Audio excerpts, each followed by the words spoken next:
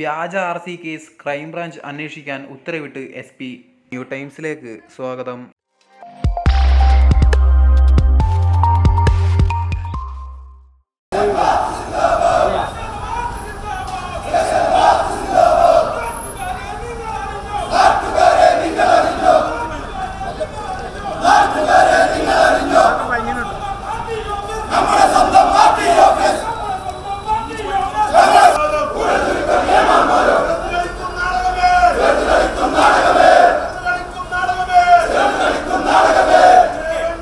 എന്റെ ഓഫീസിൽ ഈ രൂപത്തിലൊക്കെ വ്യാജ RC-കൾ നിർമ്മിക്കപ്പെട്ടു എന്ന് വണ്ടിന്റെ നമ്പർ സഹിതം പോലീസിന് പരാതി നൽകിയിട്ടും ആ പരാതിയിൽ കേസെടുക്കാൻ 10 ദിവസത്തോളമാണ് കാലതാമസമുണ്ടായത്.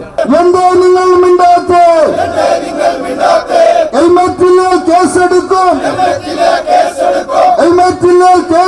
ഫൈസൽ വധത്തിന് തീരുമാനമാകിട്ടില്ലാതെ പിരിഞ്ഞു പോകില്ല എന്ന് തീരുമാനിച്ച പാരമ്പര്യം ഈ തിരൂരങ്ങാടി മണ്ഡലത്തിൽ ഉണ്ടെങ്കിൽ മരം മുറിക്കാർക്കും വ്യാജ RC നിർമ്മാതാക്കൾക്കും ഓശാര പാടുന്ന പോലീസിനെ പാഠം പഠിപ്പിക്കാനുള്ള കരുത്ത് ഇവിടുത്തെ രാഷ്ട്രീയ യുവജന സംഘടനക്ക് ചോർന്നു പോയിട്ടില്ല എന്ന് ഓർമ്മപ്പെടുത്താനാണ് ഞങ്ങൾ ഈ സമരം നടത്തുന്നത്. ഞാനൊരു വാഹനം വാങ്ങിയിട്ട് 11 മാസമായി, എനിക്ക് ഇതുവരെ RC കിട്ടിയിട്ടില്ല. അപ്പൊ ഇവിടെ ഒറിജിനൽ കൊടുക്കാറില്ല എന്നാണ് എനിക്ക് തോന്നുന്നത്.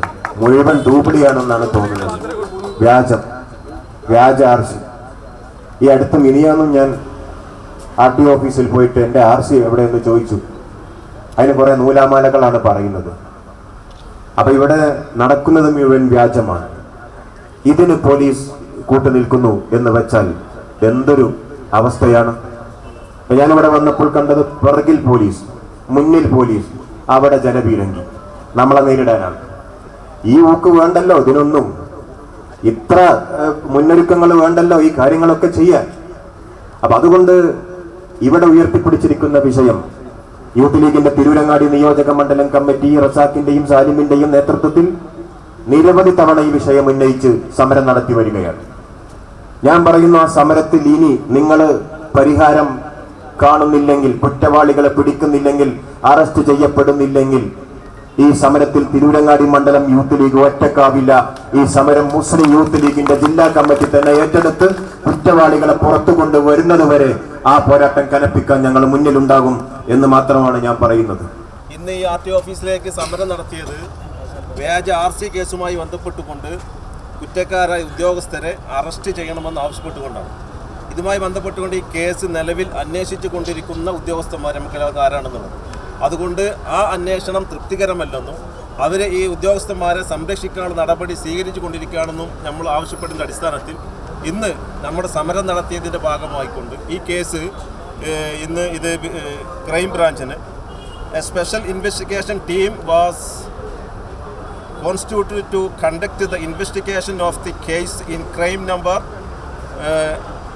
829/2004 under section 468, 406, 471, 419 read with 34 IPC of Tirurangadi Police Station, led by the Inspector of Police, Tirurangadi Police Station, under the direct supervision of Deputy Superintendent of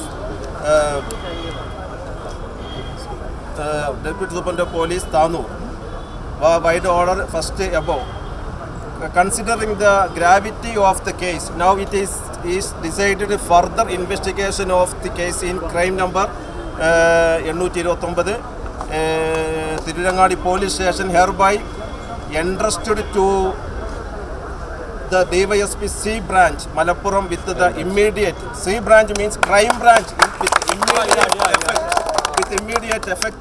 The investigation officer DYSP crime branch shall conduct an effective and fruitful investigation in a flawless manner and complete investigation at the earliest. The investigation officer is directed to submit report regarding the process of the investigation to the undersigned in due course without file. ഇത് നമ്മുടെ സമരം വിജയം കണ്ടിരിക്കുന്നു. Youth ലീഗിന്റെ സഹപ്രവർത്തകന്മാർ ഇത്തരത്തിൽ അഴിമതി നടത്തുന്ന, സ്വജനപക്ഷപാതം നടത്തുന്ന മുഴുവൻ ഉദ്യോഗസ്ഥരെയും അറസ്റ്റ് ചെയ്യുന്നത് വരെ യൂത്ത് ലീഗ് സമരരംഗത്തുണ്ട്.